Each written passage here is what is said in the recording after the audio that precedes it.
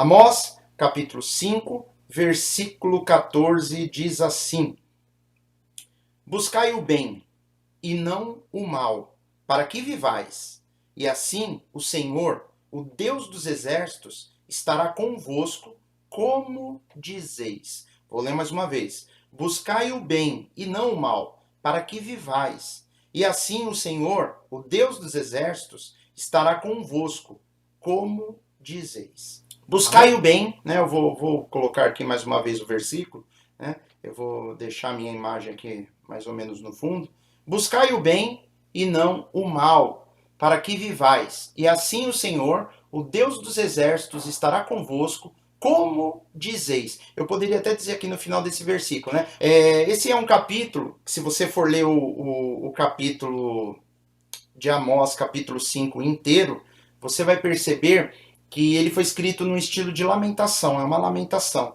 É como se Deus estivesse dizendo através do profeta Amós para a nação de Israel que nessa época eles estavam sendo governados por Jeroboão II, né, não o primeiro rei Jeroboão. O reino de Israel, quando ele se dividiu em dois, ele se dividiu em Reino do Norte e Reino do Sul. O primeiro rei que Israel teve ao norte, que foi um rei mau, e todos os reis do Reino do Norte de Israel, todos os reis do norte, depois da divisão, foram reis maus, foram reis que não fizeram a vontade de Deus, eles se afastaram do Senhor, eles enveredaram pela idolatria, eles fizeram alianças com outros povos, eles negaram a fé. E o primeiro rei que Israel teve depois da divisão em Reino do Norte e Reino do Sul foi Jeroboão, que nós chamamos de Jeroboão I.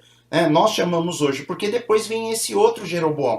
Esse segundo Jeroboão da época do profeta Amós, ele foi o 13º rei que a nação do norte, o reino de Israel ao norte, teve. No sul, nós tínhamos Judá. E nessa época, nós tínhamos o rei Uzias ao sul. Mas no norte, ao norte, como todos os reis que Israel teve, foram reis maus, reis péssimos que se afastaram de Deus, que levaram o povo para longe das verdades bíblicas. E quando nós lemos o livro, o capítulo 5 do profeta Amós, nós vemos que ele está trazendo um lamento, que parece que naquele momento eles estão vivendo uma situação próspera, onde as coisas parecem que estão indo bem, que parece que as coisas vão dar certo, mas nós sabemos pela história que em menos de 100 anos depois disso que Amós está dizendo, os assírios invadirão, atacarão o reino do norte e Israel vai ser dizimado para nunca mais voltar para sua terra. O reino de Israel, o norte, eles foram misturados aos demais povos e isso foi desfeito. E até hoje, Israel ainda não voltou como era na concepção anterior,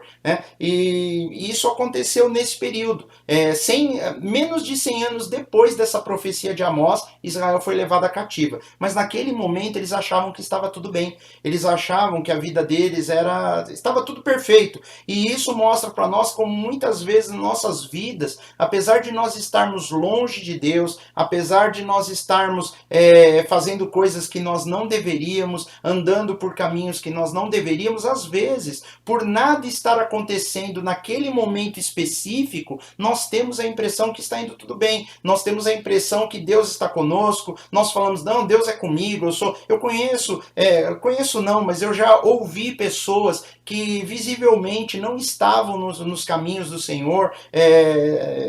A própria pessoa conta o que faz de errado, ela mostra, às vezes, conversando, o próprio distanciamento dela de Deus, como a fé dela está abalada, caída, enfraquecida, mas a pessoa, ela fala, Deus é comigo, Deus está na minha vida, eu tenho ao Senhor. Isso é muito comum. Na realidade, quanto mais cego nós estamos, mais difícil é nós enxergarmos a distância que nós estamos de Deus. E isso é algo preocupante, porque a nação de Israel, eles estavam longe de Deus. E aí Deus levanta Amós para nesse capítulo 5 falar para eles, vocês estão longe, tem algo errado acontecendo, né? Inclusive, o estilo que ele começa o versículo 1 do capítulo 5 é como se fosse uma canção fúnebre, como se alguém houvesse morrido. No versículo 2, ele vai falar sobre a queda, sobre como uma mulher que se perde, e ele vai fazendo comparativos com Israel como uma desgraça. E o rei Jeroboão ouvindo essas palavras, ele não compreende, ele não aceita, o povo não aceita, porque só não, tá tudo bem conosco, imagina, Deus é conosco, as coisas estão indo bem. E aqui Amós, ele vai exortar Israel a renunciar aos ídolos, buscar o Senhor, fazer uma substituição, tirar aquilo que não presta para colocar aquilo que presta. É isso que Amós está trazendo para o Senhor, está trazendo para a nação de Israel. A urgência que é de vir arrependimento na nação de Israel. Ele está chamando as pessoas para o arrependimento. E o versículo aqui que nós lemos, ele fala, buscai o bem e não o mal. Ele está querendo dizer, o povo tem buscado o mal. Tem buscado. Ele está falando, ao invés de buscar o mal, busque o bem. Nós vemos algo similar, por exemplo, acontecendo lá com Caim e Abel. Caim e Abel, os dois tinham uma vida com Deus. A Bíblia mostra que os dois, eles ofereceram sacrifícios para Deus, né? Daquilo que eles trabalhavam, com que eles lidavam, eles apresentaram a Deus. Caim, ele foi e apresentou os frutos lá da terra, lá o que ele plantava, ele levou para Deus e apresentou a Deus. E Abel, como ele cuidava de animais, ele pegou o melhor do seu rebanho e apresentou ao Senhor. Caim apresentou o melhor do que ele produzia e Abel apresentou ao Senhor o melhor do que ele produzia. E a Bíblia diz que Deus, ele se agradou da oferta de Abel e não se agradou da de Caim. Apesar de eu já ter visto um monte de pessoas tentando explicar o porquê, a própria Bíblia mostra depois que Deus falando com Caim, ele fala, não é que se você se comportar bem, se você fizer o que é certo, se você fizer o bem, você não vai ser aceito. Então a Bíblia dá a entender para nós ali naquela passagem de Gênesis que Caim, ele foi oferecer um sacrifício a Deus, mas ele não alguma coisa errada ele estava fazendo na vida dele. A Bíblia não diz o que era, mas o coração dele não era reto com Deus, não era alinhado com a vontade do Senhor. Então Caim, nessa situação de desconexão espiritual com Deus, ele não foi aceito. E aí Deus fala para ele, Deus chama ele, Deus vai falar com ele, como ele está fazendo aqui agora com a nação de Israel através de Amós. Ele fala, se você fizer o que é certo, você vai ser aceito. E aqui Deus está falando para eles, buscai o bem e não o mal, para que vivais. Para que vivais? Deus talvez esteja se referindo a esse viver a toda a nação de Israel. Viver como nação, porque Israel vai ser dizimada. O reino do norte vai desaparecer, né? Muitas pessoas ali vão deixar de viver. E se você observar no versículo 15, ele se refere ao remanescente de José. É como se ele resume que o reino do norte, na grande maioria era a tribo de Manassés e Efraim, que são descendentes de José. Talvez Deus esteja se referindo a toda a tribo do norte. Ele fala, porque se vocês se arrependerem, ainda é possível algumas pessoas serem poupadas do que vem pela frente. Então Deus, ele é um Deus bom. Nós temos que entender isso. Nós temos que entender que Deus, ele é bom. Ele é bom, mas aqui ele está falando agora, buscai o bem e não o mal. E é interessante que hoje o ser humano ele tem condições de reconhecer a diferença entre o bem e o mal. Nem sempre foi assim. Quando Deus criou o homem no Éden, ele colocou o homem no Éden, o Éden, lá no centro do Éden tinha uma árvore. E a Bíblia diz que essa árvore era a árvore do fruto do conhecimento do bem e do mal. Que eu não sei porque muitas pessoas insistem em dizer que era a macieira, a árvore da maçã, mas não era. Eu tenho até que tomar cuidado, porque às vezes a pessoa só ouve eu falando árvore da maçã e ela fala que eu disse isso. Não, estou dizendo, não é a árvore da maçã. Né? O que tinha ali que era proibido tocar era o fruto do conhecimento do bem e do mal. Nós acreditamos, olhando para essas coisas, que o ser humano, quando ele foi colocado no Éden, ele não conhecia o bem e o mal. Ele vivia, ele tinha comunhão com Deus. O homem era perfeito em sua essência. Ele não precisava conhecer o bem e o mal, ele não precisava saber a diferença dessas coisas. Então tudo que o homem fazia na sua condição de inocência, porque o bem e o mal é o que define a questão de inocente ou culpado. Então na questão de inocência, o homem ali, a perfeição do homem era na questão da inocência. Ele não conhece o mal, ele não pratica o mal. E quando algo acontece, não é por maldade, não há dolo, é algo que aconteceu na inocência. E Deus, ele não queria que o homem perdesse isso, mas o homem foi e buscou esse fruto do conhecimento do bem e do mal, e quando o homem começa a conhecer o bem e o mal, o homem olha para si mesmo e ele acaba sendo dominado pelo pecado. Quando o homem ele cai, ele toma conhecimento do bem e do mal, ele se torna responsável por suas atitudes. E Deus, ele não desiste do homem, ele continua aqui dizendo pro homem, ele continua dizendo, olha, busque o mal, procure o mal, buscai o bem e não o mal. Busque o bem e não o mal, para que vivais. Deus está falando, eu estou preocupado com a vida de vocês, eu estou preocupado com o que vocês precisam ter para viver bem, para continuar a vida de vocês. Enfim, o que Deus está dizendo para Israel aqui, Ele está falando para eles, tome decisões que te levem a fazer aquilo que é o correto, que é o bom, e não as coisas ruins, que isso pode atrapalhar o teu futuro, e eu quero que vocês vivam. Deus está falando, eu quero que vivam. Eu separei alguns versículos aqui, eu separei 3 versículos dos Salmos para ler com vocês aqui. Olha só que interessante, como Deus, essa temática, ela é constante na Bíblia. Tem o Salmo 34, versículo 14, que diz assim: aparta-te do mal, aparta-te, se afasta do mal e faze o bem. É sempre uma questão de se afastar de uma coisa e fazer outra. Deus está falando, substitua, aparta-te, sai fora do mal, sai fora disso e começa a fazer o bem. Procura a paz e segue-a. O Salmo 37, 27 diz assim, ó: aparta-te do mal, de novo, a mesma coisa, e faze o bem, e terás morada para sempre. Então você vai morar para sempre nesse lugar, né, com o Senhor. E aí tem o Salmo 97, 10. Vós que amais ao Senhor, odiai o mal. Olha só, odiai. Ele está falando, nós temos que odiar o mal. Algumas pessoas, elas querem viver uma vida fazendo bem, mas de um jeito ou de outro, como usa a palavra, flertando com o mal. Muito próximo do mal e do bem. Eu não quero nem afastar o bem, eu não quero nem me apartar quer dizer, eu não quero nem fazer o bem de maneira profunda, e eu também não quero nem me apartar do mal de maneira profunda.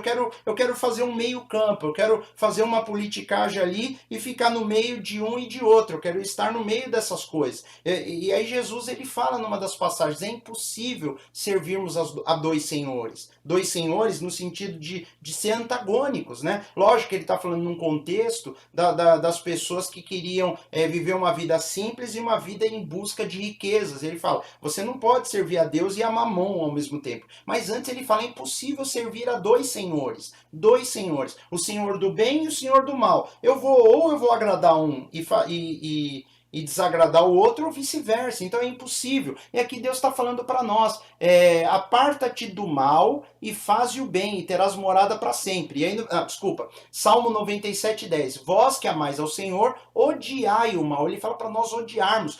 Se eu não odiar o mal, eu não vou amar o bem. Eu não vou conseguir fazer o bem. Eu vou estar sempre com uma perna num lugar e no outro. Eu tenho que me desligar completamente do mal para poder fazer o bem de maneira perfeita, que realmente agrade a Deus. Ele continua assim, ele guarda as almas dos seus santos, ele os livra das mãos dos ímpios. Então nós entendemos através dessas passagens que para eu fazer o bem, se eu quiser praticar o bem, eu tenho que me afastar do mal. E muitas pessoas não querem, elas querem ficar com um pé lá e um pé cá. Israel estava querendo agradar a Deus, mas ao mesmo tempo aos ídolos. Eles tinham os cultos deles de adoração, que era em Gilgal, era em Betel, era em Berseba, ali naqueles lugares, e ali eles tinham templos, ali eles tinham ídolos, inclusive em Betel, ali eles tinham um bezerro de ouro, ali a Samaria lá era idólatra, eles tinham algumas imagens para adorar a Deus de uma maneira com outros deuses misturados, eles tinham cultos super avivados. Quem via de fora, se você vai ler a história, historiadores daquela época, os cultos deles no norte eram super avivados, eram cultos cheios de alegria, cheio de dança, as pessoas choravam, as pessoas se emocionavam, mas na realidade era algo longe de Deus. Deus está falando, vocês estão dizendo que Deus está com vocês, mas eu não estou nisso aí. Isso daí que vocês estão fazendo para mim não é o que eu não faço parte, né? Então, por isso que no final desse versículo Deus fala desse jeito. Ele fala, dizem que eu estou com vocês, né? Como é que ele fala aqui no final? Como dizeis.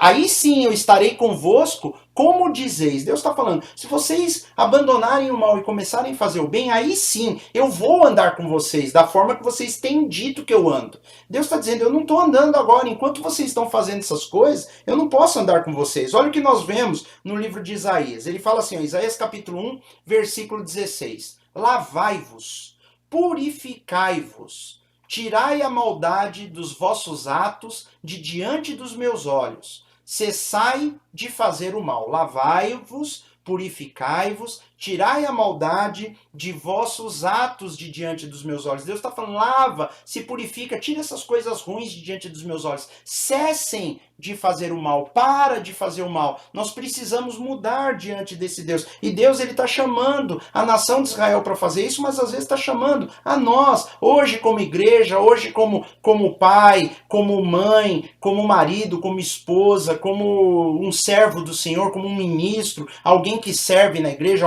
lá no seu trabalho, como profissional. Deus está chamando a gente para abandonarmos o mal e fazermos o bem. Naquela época o povo achava que adorava a Deus, mas havia injustiça social, eles oprimiam o pobre, eles eram mentirosos, eles misturavam a fé de Deus com outras coisas, eles idolatravam, eles adoravam outros deuses, eles tinham uma fé misturada com uma série de coisas, e eles achavam que o culto sendo bem animado, estava tudo certo, eles se reunindo, estava tudo certo. Isso não é verdade, queridos. Deus está falando, eles dizem que eu estou com eles, mas eu não estou. Mas quando deixarem de fazer o mal e começar a fazer o bem, aí sim eu estarei com eles.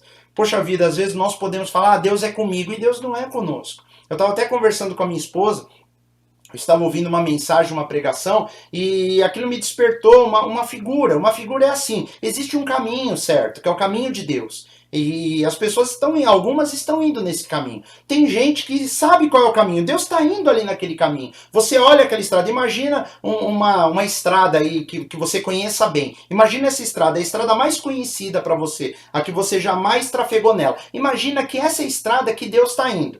Aí você chega numa parte do caminho, você desvia. Você sai da estrada. Mas você sabe que Deus continuou nela. Aí você fala, Senhor, faz uma oração e fala, Senhor, o Senhor está comigo, vai na minha frente. Ele não vai. Ele vai continuar na estrada dele, você que desviou. E as pessoas, elas querem desviar do caminho de Deus e querem que ele vá com elas. E quer que ele continue na jornada com elas. Não, Deus não vai desviar do caminho dele por nossa causa. Ele pode sim, ele pode... como ele já fez, enviar o filho dele para que vá buscar no nosso caminho errado e nos traga de volta. Aí vem a palavra conversão. Conversão é você sair desse caminho errado e convergir e voltar para o caminho certo, que é o caminho do Senhor. Deus está chamando aqui a nação de Israel para fazer essas coisas. Eu tenho também uma outra alegoria aqui que eu estava estudando e me veio à mente. Né? Um médico, ele não vai agir de maneira correta se ele, quando estiver fazendo um tratamento, ele só foca os sintomas. Imagina que você está com dor de dente, você vai ao dentista. E o dentista, ele vai e te passa um analgésico poderoso. Ele falou, vai para casa e toma um analgésico. A hora que passar o efeito do analgésico, o dente volta a doer. Porque ele não tratou o problema, ele tratou o sintoma. Ele tratou aquilo que fazia o dente doer. Então, às vezes, a pessoa tem febre e ela só toma um antitérmico e a febre passa. Mas quando o efeito do antitérmico passar, a febre volta. Porque às vezes aquela febre ela está sendo causada por uma infecção. Às vezes a pessoa fez um corte numa parte do corpo e ele está infeccionado. Então não adianta eu ficar dando um remédio só para a pessoa não sentir a febre, para cortar a febre. Eu tenho que tratar a infecção. Então é um tratamento duplo. É um tratamento onde é ministrado um antibiótico, é ministrado uma limpeza da infecção para que aquilo sare. E nesse período, enquanto ela está com febre, é dado um antitérmico. E enquanto ela sente dor pela infecção, eu esqueci o nome agora, mas um remédio um analgésico, né? Que tira a dor. Então a pessoa vai tomar um antitérmico e um analgésico enquanto ela está sendo tratada. Mas ela vai ter que ser tratada. E dependendo da situação, ela tem que ser aberta, tem que ser feita uma cirurgia. Vai ter uma intervenção cirúrgica. E ela vai ter que tomar medicamentos, ela vai ter que tomar, inclusive, uma anestesia para ela ser aberta, para ela ser cortada.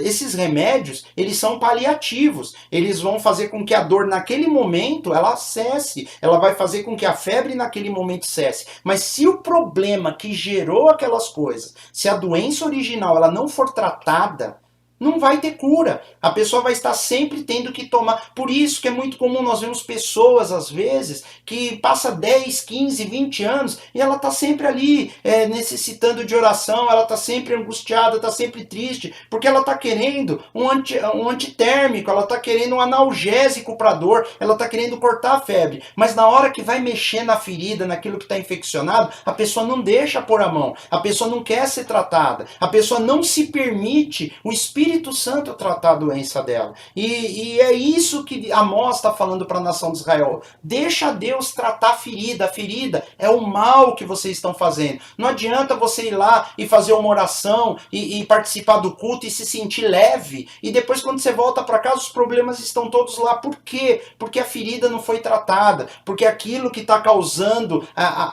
os sintomas, aquilo não é trazido à luz. Aquilo não é tocado, não pode tocar. Tem pessoas que, se você vai tocar no problema real da vida dela, a pessoa se ofende, a pessoa se afasta, a pessoa não quer mais falar com você. Quantas pessoas eu já vi que, na hora que a gente começa ali, tem uma evolução espiritual ali junto com a pessoa, e às vezes você toca na ferida, às vezes sem querer, ou às vezes nós tentamos mostrar que nós não somos ninguém, queridos, para consertar ninguém, ajudar ninguém, mas a palavra de Deus, ela nos traz princípios. E quando nós olhamos para a palavra, e a palavra ela vai contra aquilo que tem que ser tratado na pessoa, a pessoa ela não quer ser tratada. Ela só, não, eu só quero me sentir bem, eu só quero algo que me dê um alívio momentâneo. E Deus está falando para que a gente nós temos que ser tratados, tem que haver um tratamento. Inclusive, fazer o bem não é fazer o bem quando eu desejo.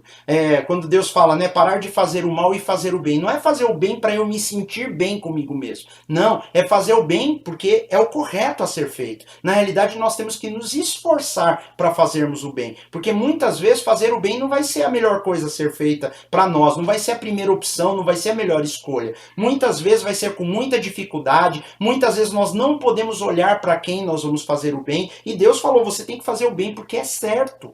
Não porque é agradável, não porque é conveniente. Então é uma questão de, primeiro, odiarmos o mal. Nós temos que entender que nós temos que ser tratados na raiz do nosso problema espiritual, lá no pecado, lá naquilo que nos afasta de Deus, que é aquilo que nos leva a enfrentarmos um monte de coisas ruins na nossa vida, é o problema do pecado que nos traz separação. Nós temos que voltar para o caminho certo e nos esforçarmos para fazer o bem. É isso, né? Nós temos que fazer o certo porque o certo é o certo a se fazer, né? Então, Deus ele quer fazer isso conosco, ele quer nos levar por esse caminho, né? Eu queria passar para vocês alguns versículos também do Novo Testamento que mostram bem essa verdade do que Deus quer fazer conosco, né? Eu falei algumas coisas do Antigo Testamento, né? E algumas pessoas falam, no Antigo Testamento tinha essa questão de não fazer o mal e fazer o bem, mas o nosso Deus é um Deus de graça, é um Deus que mudou a forma. Não, Deus ele não muda, né? Não existe mudança. Às vezes, na nossa interpretação muito superficial, dá a impressão que muda os tempos e as coisas com Deus mudam. Mas olha o que ele fala lá para nós em Romanos capítulo 12, versículo 9, né? Paulo diz para nós aos romanos, olha só, o amor seja não fingido. Então, quer dizer, não finjam o amor, tem que ser um amor verdadeiro. E o amor verdadeiro não é o amor que você sente amor pela pessoa, não, você demonstra amor. Amor é um exercício de fé, amor é uma ordem. Deus manda você amar as pessoas, amar é fazer o bem para elas, merecendo ou não, gostando ou não delas. Nós temos que amar, o amor não seja fingido. E aí Paulo diz, aborrecei o mal. Aborrecer é odiar, odeie o mal, tenha ódio do mal. E não é o mal dos outros, porque os outros, quando fazem mal, nós odiamos, principalmente se é contra nós. Não, ele está falando, odeie o mal que você é capaz de fazer. Odeie o mal que você tem permitido fluir na sua vida. É esse o mal que tem que ser odiado. E aí sim, e apegai-vos ao bem. E não ao bem que fazem para nós, mas ao bem que nós temos que fazer. Paulo está falando, faça dessa forma. Odeie o mal que você pratica e comece a se apegar, ame o bem. E aí o seu amor não será fingido. 1 Pedro 3,11, ele diz assim, aparte-se do mal e faça o bem. Vocês perceberam? É uma temática recorrente na Bíblia. Toda hora a palavra de Deus traz isso para nós. Então, porque isso é importante para Deus. Aparte-se do mal e faça o bem. Aparte-se do mal e faça o bem. Busque a paz e siga.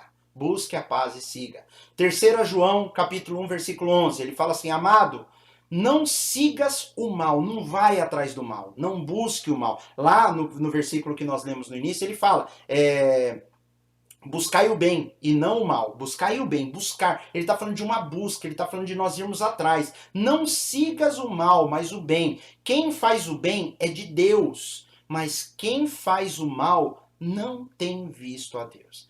E às vezes, quando nós praticamos o mal, Às vezes nossa consciência ela está tão cauterizada, nós estamos com tanto problema espiritual que nós ainda acreditamos que nós fazemos o bem. Quantas pessoas falam, eu faço bem para todo mundo, eu quero o bem para todo mundo, e as atitudes dela, olhando para as escrituras, são atitudes malignas. Quantas vezes nós achamos que nós somos as melhores pessoas do mundo e nós temos agido de maneiras ruins, nós temos feito coisas que não são dignas de um verdadeiro filho ou uma filha de Deus, e isso é muito fácil de acontecer, porque quanto mais longe de Deus nós estamos, mais fácil de nós nos enganarmos a nós mesmos, né? Esse dia eu falei sobre a questão do espelho, que a palavra de Deus ela revela a nossa vida como um espelho.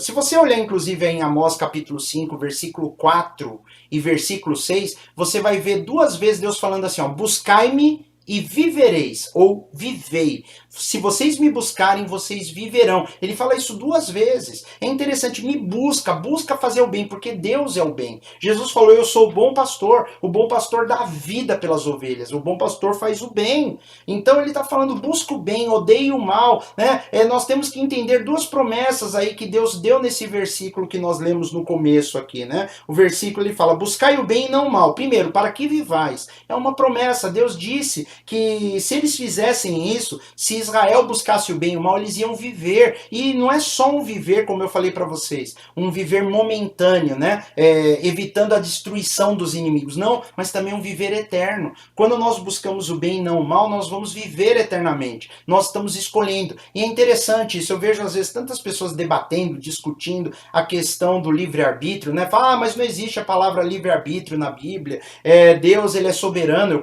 Deus é soberano. Eu creio na soberania de Deus. Mas ele definiu todas as coisas, ele definiu quem se entrega, quem não se entrega, quem segue o bem, quem segue o mal. Mas quando eu vejo Deus falando esse tipo de coisas, buscai o bem e não o mal. Eu vejo um Deus dizendo, escolha o melhor. Eis que diante de vocês eu coloco a morte e a vida. Escolha, pois, a vida. Deus está falando, escolha. Existem escolhas, você pode escolher. Deus ele nos influencia a nós escolhermos o melhor. Ele é soberano, ele é o Todo-Poderoso, mas ele está o tempo todo nos chamando a tomarmos uma escolha. E nessa noite, eu queria expor para vocês essa escolha que todos nós temos que fazer. Uma escolha de escolher aquilo que é bom e não o mal. Mas, em primeiro lugar, nós temos que... não posso ficar na superficialidade. A Bíblia diz que eu tenho que odiar o mal. É impossível servir a dois senhores. É impossível. Eu tenho que odiar o mal e escolher o bem. Então essa é a primeira promessa que eu falei. É uma promessa de vida eterna. A segunda promessa é ele falar lá, como dizeis. As pessoas dizem que Deus estava com ele no final do versículo, né? Como dizeis.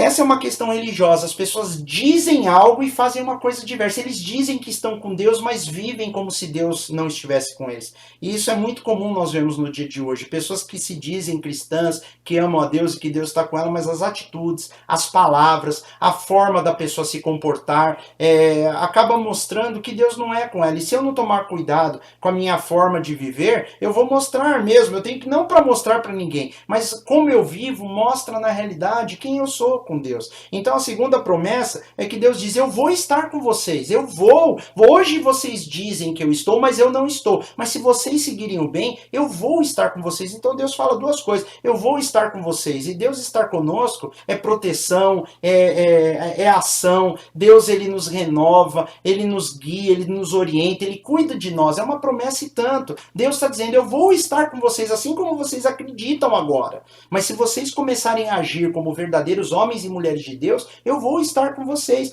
E é interessante, né?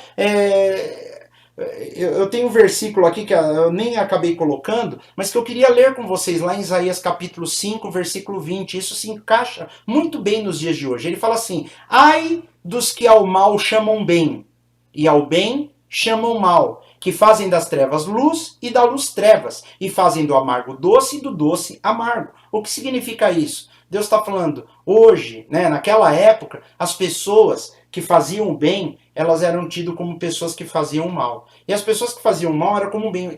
Na realidade é um versículo que fala, os valores estão invertidos.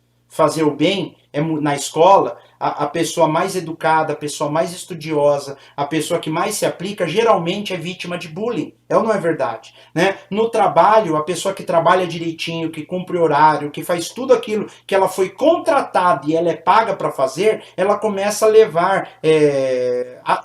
eu estou falando em alguns casos, estou falando nas injustiças, tá?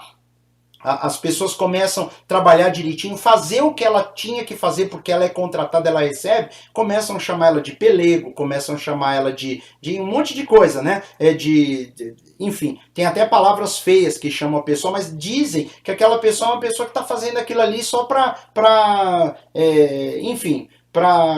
não tem palavra para dizer, mas a pessoa está fazendo aquilo porque ela é interesseira, ela quer adular o patrão, mas na realidade ela está fazendo o que foi chamado. O mundo hoje vive valores invertidos. Se você não leva vantagem numa situação financeira, as pessoas que estão ao seu lado falam, você é bobo, você está errado. As pessoas dão golpes em seguro, dão golpes em imposto de renda, as pessoas arranjam um jeitinho para isso, para aquilo, e falam que isso é o certo. E ser correto, você acaba sendo motivo de chacota, motivo de desprezo. É o que ele fala, é o que Deus fala aqui em Isaías. Ao mal chamam bem, e ao bem chamam mal. O que é trevas, falam que é luz. E o que é luz, falam que é trevas. O que é doce, fala que é amargo. O amargo doce, ele está falando. Há uma inversão de valores. E no corpo de Cristo, no meio do povo de Deus, no meio da igreja, existe também essa inversão de valores. Há pessoas... É muito, muito estranho pessoas falarem assim, ele é muito crente, ele é muito religioso. Tem que ser, queridos. Nós temos que viver a palavra de Deus. Ou então, desiste.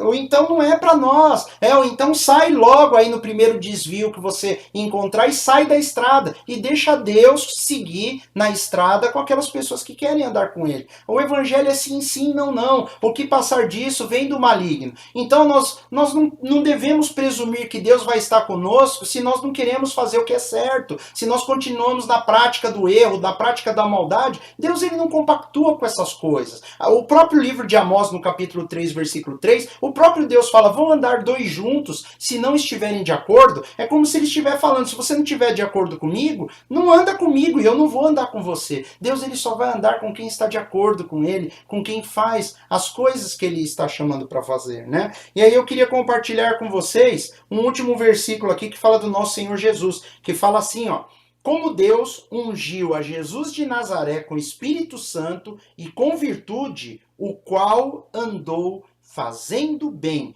e curando a todos os oprimidos do diabo, porque Deus era com ele. Olha só, Deus ungiu a Jesus de Nazaré com o Espírito Santo. Jesus, ele era Deus, mas ele se fez homem. E como homem, ele dependeu completamente de Deus. Ele dependia do Espírito Santo, ele dependia da unção do Pai, porque ele se fez homem para nos salvar. E nessa condição de homem, dependendo do Pai e do Espírito Santo, a Bíblia diz que ele andou fazendo o bem. Ele andou fazendo o bem. E aí curou os oprimidos do diabo, porque Deus era com ele. Olha só, por que Deus era com ele? Porque ele andou fazendo o bem. Ele dependia do Senhor. E eu e você temos que aprender a dependermos do Senhor também, para que Ele ande conosco e para que nós vivamos, né? A nossa vida em Cristo, ela tem que ser uma vida alinhada com as Escrituras, ela tem que ser uma vida alinhada com a fé, alinhada com aquilo que Deus diz. Nós temos que crer no nosso Deus e provar a nossa fé para nós mesmos e para o nosso Deus, fazendo aquilo que a palavra de Deus diz para nós. Eu sei que não é fácil, meu irmão. Por isso que nós precisamos, inclusive, da virtude do Espírito Santo. Nesse último versículo, ele falou que Jesus, ele precisou da virtude do Espírito Santo, né? Que Deus ungiu a Jesus. E a Bíblia diz que eu e você também, nós temos o Espírito Santo. No dia que nós entregamos a nossa vida a Jesus, o Espírito Santo veio habitar em nós. E nós temos condições de andar como Jesus andou, fazendo o bem. E se nós fizermos o bem, primeira coisa, nós viveremos para sempre, nós teremos a vida eterna. E em segundo lugar, o Senhor estará sempre conosco. Amém?